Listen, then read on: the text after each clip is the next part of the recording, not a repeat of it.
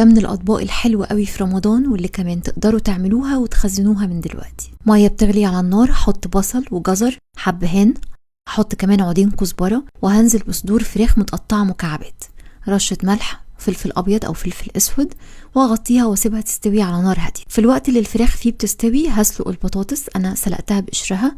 بعد ما الفراخ استوت هشيلها من الميه او الشوربه دي واصفيها كويس. ودي البطاطس هي كمان استوت، هقشرها الاول واسلقوها بقشرها افضل كتير عشان لما نيجي نهرسها ما يبقاش فيها اي سوائل نهائي. هحط عليها ملح، بابريكا، تشيلي فليكس او شطه مطحونه الموجوده عندكم، وشويه بقدونس صغيرين، وكده خلاص البطاطس جاهزه.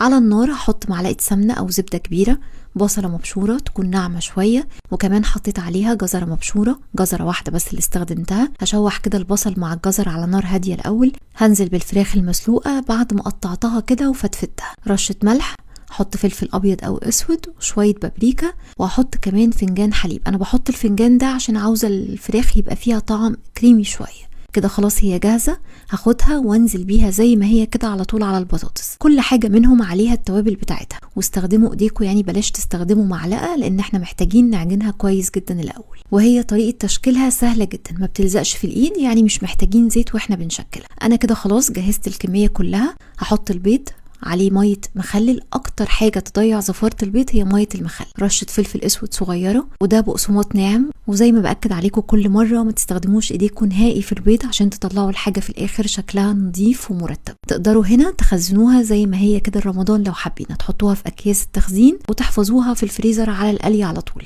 هسخن الزيت كويس وهقليها، كل حاجه فيها مستويه فمش هتاخد وقت في الزيت، يا دوب بس تاخد لون حلو كده واخرجها على طول.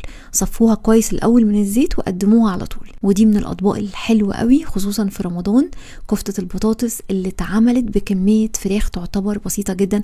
انا استخدمت فيها تقريبا نص كيلو فراخ. جربوا طريقتي اللي بعملها على طول كل سنه. كل سنه وانتم طيبين. مقدما.